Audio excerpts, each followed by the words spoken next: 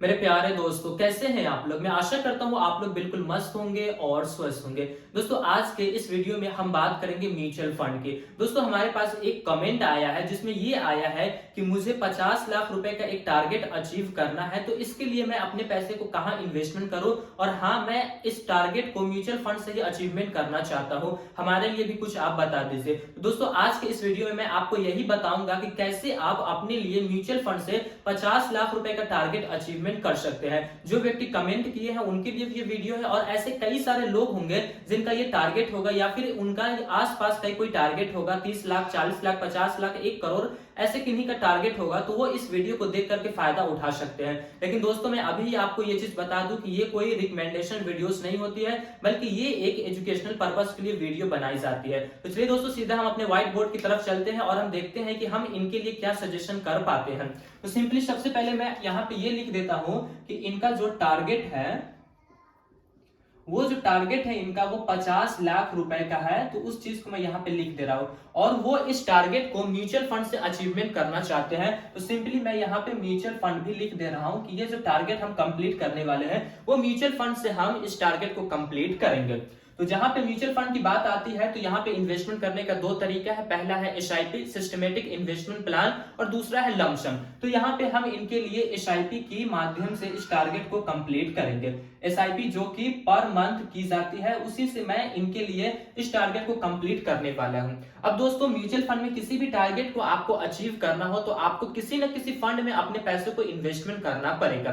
तो दोस्तों, यहाँ पे मैं आपके लिए एक फंड लेकर आया हूं जो कि एसबीआई का फंड होने वाला है, और काफी बेहतर ये फंड होने वाला है। तो सिंपली दोस्तों, मैं उस फंड का नाम यहाँ पे आपको लिख दे रहा हूं। दोस्तों, उस फंड का नाम है SBI magnum mid cap fund.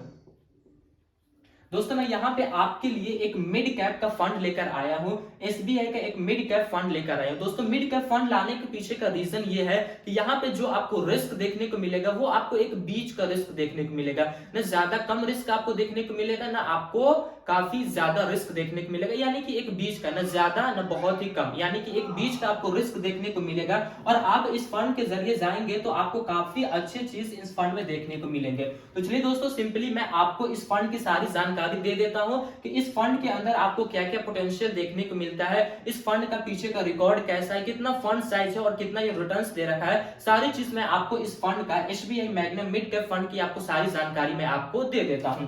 दोस्तों, सबसे पहले मैं यहाँ पे आपको बात करूंगा, सबसे पहले हम इस फंड की लॉन्चिंग डेट को देखेंगे।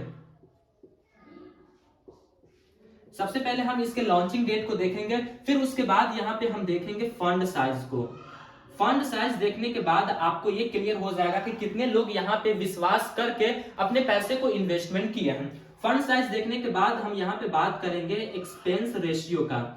अगर आप हमारी वीडियो रेगुलर देखते आ रहे हैं तो एक्सपेंस रेशियो क्या होता है वो आपको क्लियर होगी। मैं यहाँ पे भी आपको बता दूं कि एक्सपेंस रेशियो उस रेशियो को हम कहते हैं जिसमें आपसे कुछ चार्जेस लिया जाता है। जो फंड मैनेजर आपके पैसे को मैनेज करता है, आपके पैसे को सोच समझ के कहीं पे इन्वेस्टमेंट करता है, वो आपसे कुछ चार्जेस को लेता है, जो 1% के आसपास होता है, कम भी होता है और ज्यादा भी होता है। तो यहाँ पे आपको क्या देखने को मिलेगा वो मैं आपको यहीं पे क्लियर कर दूंगा।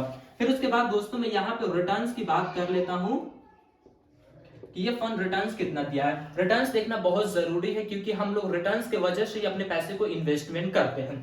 फिर लास्ट में हम देख लेंगे दोस्तों होल्डिंग्स की, कि ये जो पैसा हम जो इन्वेस्टमेंट कर रहे हैं, वो हमारा पैसा किन किन जगहों पे इन्वेस्टमेंट किया जा रहा है। तो सबसे पहले लॉन्चिंग डेट की अगर हम बात करें, तो ये जो फंड है एसबीआई का मैग्नम मिड कैप फंड, इस फंड की लॉन्चिंग डेट है 19 मार्च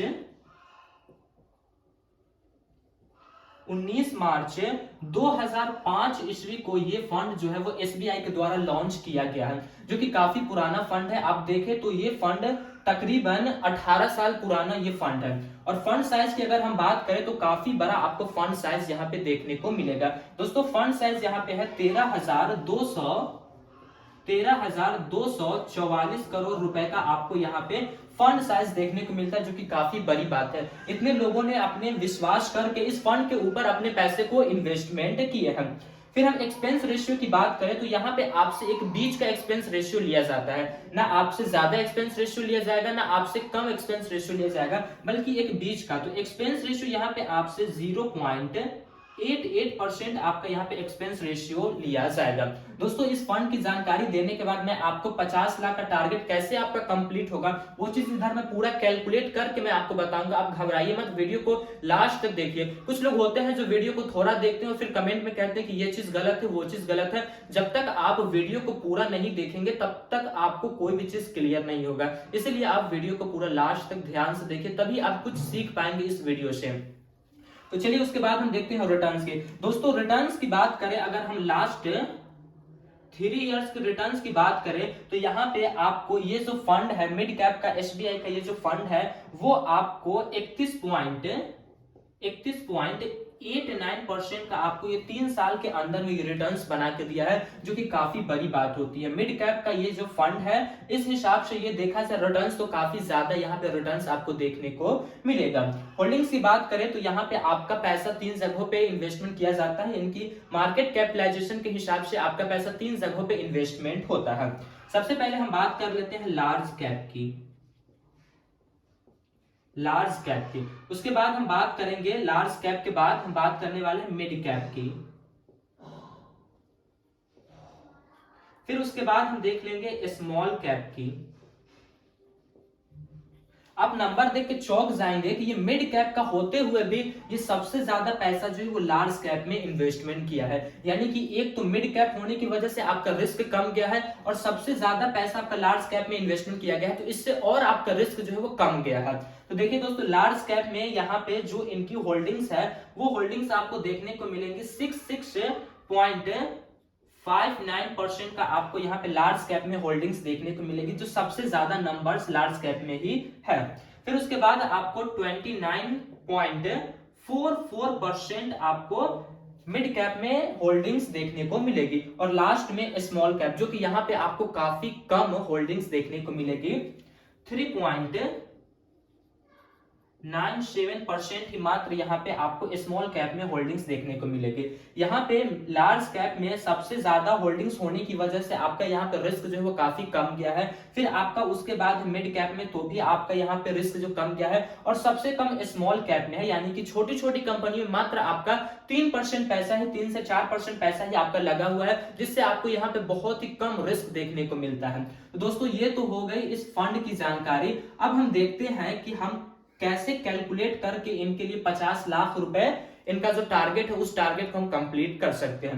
मैं यहीं पे आपको बता दूं कि यहाँ पे जो मैं आपको बताऊंगा उससे आप 50 का नहीं बल्कि आप यहाँ पे 60 से प्लस तक का आप टारगेट अचीवमेंट कर सकते हैं। चलिए सिंपली हम यहाँ पे कैलकुलेटर पे आते हैं और हम देखते हैं कि क्या क्या हम कर सकते हैं। तो सिंपली यहाँ पे हम लिख देते हैं कि इनका जो टारगेट है वो टारगेट इनका है 50 लाख रुपए का, 50 लाख रुपए का, और ये म्यूचुअल फंड से इस टारगेट को अचीवमेंट करेंगे। तो सिंपली मैं यहाँ पे जो इनका एसआईपी करवाने वाला मैं यहीं पे आपको बता दिया हूँ कि हम एसआईपी से इस टारगेट को अचीवमेंट करेंगे। तो हम देखते हैं कि हमें यहाँ पे कितना का एसआईपी करना पड़ेगा, पर मंथ हमें कितना पैसा इन्वेस्टमेंट करना पड़ेगा। दोस्तों यहाँ पे मैंने एसआईपी जो इनके लिए मैंने लिया है, एसआईपी जो मैंने इनके लिए लिया है वो दोस्तों मैं पर मंथ 2000 रुपए इनसे इन्वेस्टमेंट कराने वाला हूं। यहाँ पे हम 2 एग्जाम्पल लेके चलेंगे, एक छोटा एग्जाम्पल हम लेके चलेंगे और एक हम यहाँ पे बड़ा एग्जाम्पल हम लेके चलेंगे। तो देखते हैं दोस्तों क्या रिजल्ट हमें देखने को मिलता है। चलिए दोस्तों यहाँ पे हम 2000 रुपए लेके यहाँ पे चलने वाले हैं। फिर और हमारा एक बड़ा एग्जाम्पल भी होने वाला है, वो हमारा बड़ा एग्जाम्पल में होने वाला है 4500 रुपए का हमारा यहाँ पे मंथली एसआईपी होने वाला है। देखिए दोस्तों ये 2 एग्जाम्पल लेने के पीछे का रीजन ये है, एक तो ये एग्जाम्पल उनके लिए है जिनका टारगेट 50 लाख है और 50 लाख के आसपास जिनका टारगेट है, और ये टारगेट उनके लिए है जिनका टारगेट जो है वो 1 करोड़ के आसपास का वो टारगेट रखते हैं, उनके लिए ये चीज है। तो देखते हैं दोस्तों कि क्या हमें फाइनल वैल्यू हमें देखने को मिलता है। तो सिंपली यहाँ पे हम लिख लेते हैं ड्यूरेशन, ड्यूरेशन यानी कि हम कितने दिनों तक इस फंड को चलाने वाले हैं, कितने दिनों तक हम अपने पैसे को यहाँ पे इन्वेस्टमेंट करेंगे। ड्यूरेशन लिखने के बाद दोस्तों यहाँ पे हम देख लेते हैं रिटर्न्स की।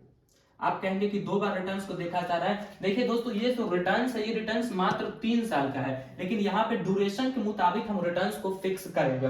फिर उसके बाद हम देख लेंगे कि हमारा टोटल इन्वेस्टमेंट अमाउंट क्या बन के आता है, और फिर लास्ट में जो हमारा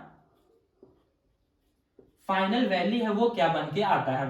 तो ड्यूरेशन की दोस्तों बात करें तो जैसा कि म्यूचुअल फंड की एक खासियत होती है, रिटर्न्स तो आपको मिलते हैं लेकिन यहाँ पे एक कंपाउंड इफेक्ट भी काम करता है। ड्यूरेशन आपको जितना ज्यादा होगा उतना ही आपको कंपाउंड का प्रॉफिट आपको देखने को मिलेगा। इसलिए दोस्तों यहाँ पे ड्यूरेशन है वो हम कुछ लंबे समय तक का लेके चलने वाले हैं।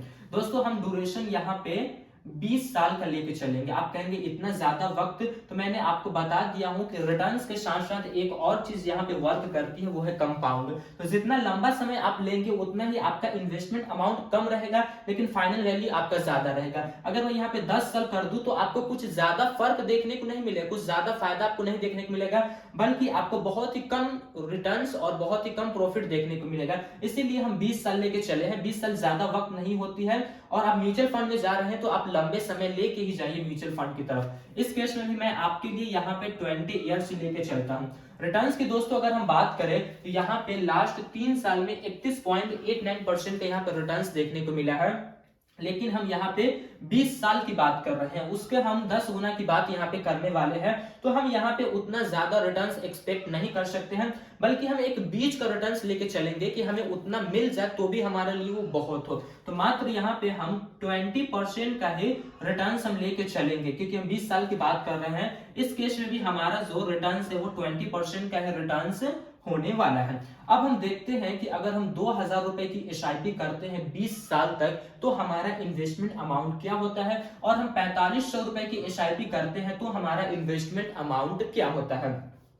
तो इन्वेस्टमेंट अमाउंट अगर आप 2000 रुपए से करते हैं तो यहाँ पे आपका इन्वेस्टमेंट अमाउंट 4,80,000 रुपए आपका यहाँ पे इन्वेस्टमेंट अमाउंट बन जाता है। लेकिन वही अगर हम यहाँ की बात करें 4500 रुपए से अगर आप अपने पैसे को इन्वेस्टमेंट करते हैं तो यहाँ पे आपका जो इन्वेस्टमेंट अमाउंट बनता है वो बनता है 10,80,000 रुपए आपका यहाँ पे इन्वेस्टमेंट अमाउंट बन जाता है। अब बात आती है दोस्तों फाइनल वैल्यू की। फाइनल वैल्यू हमें क्या देखने को मिलता है, 20 साल के बाद हमें दोनों जगहों पे क्या हमें फाइनल वैल्यू देखने को मिलता है। तो फाइनल वैल्यू यहाँ पे आपको जो देखने को मिलेगा वो मिलेगा 63,22,000 रुपए का आपका यहाँ पे फाइनल वैल्यू देखने को मिलेगा 2000 रुपए की एसआईपी से। अगर 4500 रुपए एसआईपी की अगर हम बात करें तो यहाँ पे आपको बहुत बड़ा रकम आपको यहाँ पे देखने को मिलेगा। दोस्तों वो रकम आपका बन जाएगा 1.42 करोड़ रुपए, यानी कि 1,42,00,000 रुपए का आपका यहाँ पे जो अमाउंट है वो बन जाएगा। तो सिंपली दोस्तों ये प्रोसेस उनके लिए है जिनका टारगेट मात्र 50 लाख रुपए का है।